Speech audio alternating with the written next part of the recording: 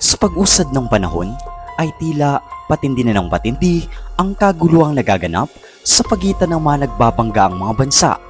Gaya na lamang ng hindi matapos-tapos na gulo sa pagitan ng mga Ruso at Ukranya, ang tensyon sa West Philippine Sea. At ngayon naman ay ang hindi pa rin matuldukan na kaguluhan sa gitnang silangan. Sapagkat nagsimula na namang magpaulan ng mga missiles. Dahil nito lang ay inatake ng Iran ang Israel. At oras nga lang din ng pagitan ay muling inatake ang Israel ng Hezbollah. At tila patindi na nga ng patindi ang kaganapan sa banta ng paghihiganti. At bago natin ipagpatuloy ang video na ito, ay huwag kalimutang mag-subscribe at i-hit ang notification bell para maging updated ka sa ating mga susunod na videos.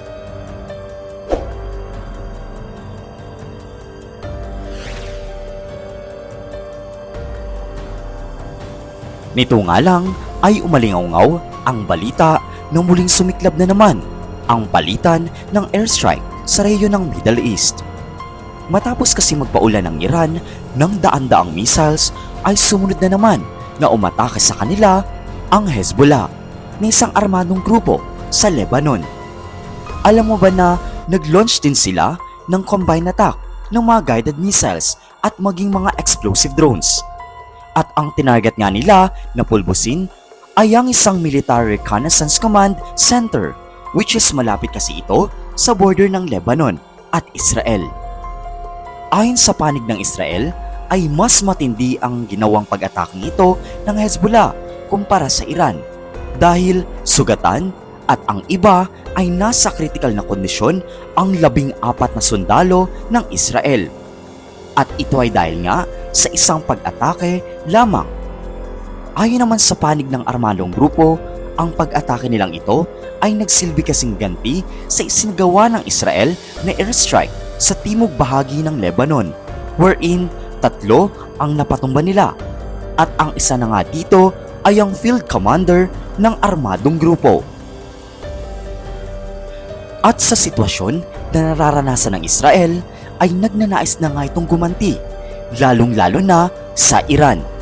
Ngunit hindi rin ito naging madali para sa kanila dahil hindi sila sosuportahan ng mga bansang kaalyado nito kung isa sa katuparan nga nila ang pagganti, lalong-lalo na ang United States. Isang napakadelikadong hakbang talaga ang ginawa ng Iran sa Israel sa ginawa nitong pagpapaulan ng daan-daang missiles nito. At dahil nga dito ay nagbanta ang Israel na kung anong ginawa ng Iran sa kanila ay ibabalik nila ito. In short, nais talaga silang gantihan ng Israel. At ngayon ay natathreaten na ang pwersa nila sapagkat anumang oras sa kabila ng hindi pagkasundo ng United States sa kagustuhan nito ng Israel ay maaaring magsagawa ng strike ang Israel. Kakayanin kaya ng Iran na salagin ang mga armas na ginawa upang pulbusin ang kalaban nito?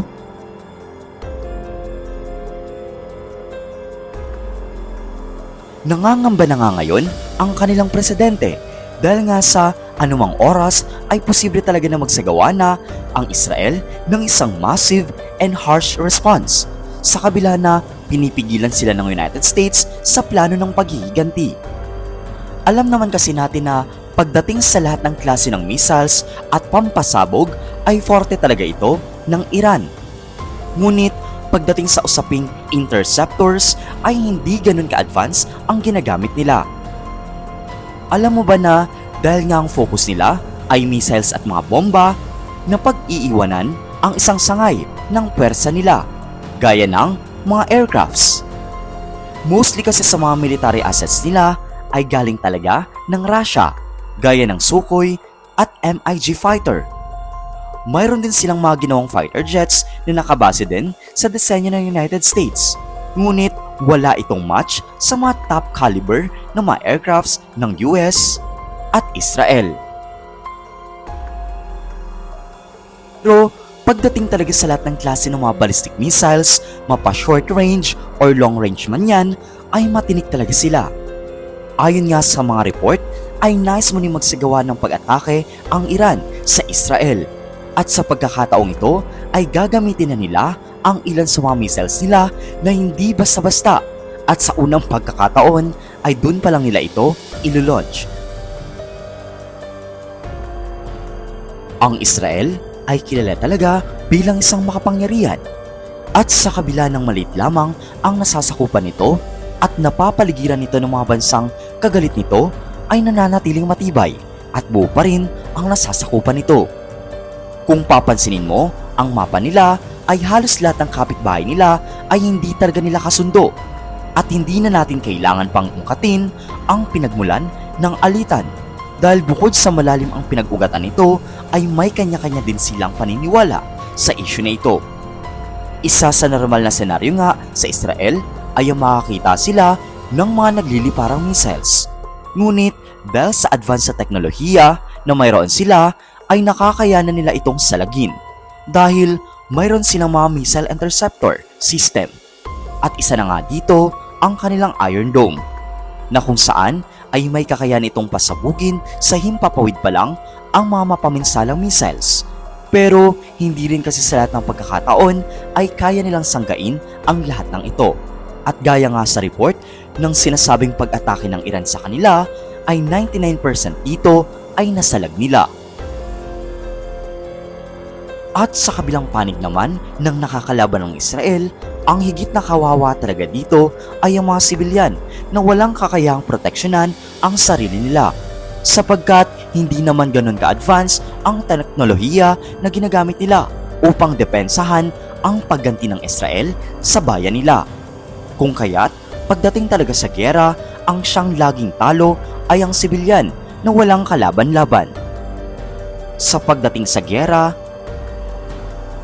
sa ngayon ay patuloy pa rin ang pagpapalitan ng missile ng bawat isa at mukhang malabo pa talaga na matuldukan ang problema na kinakaharap ng mga nasyon sa Middle East.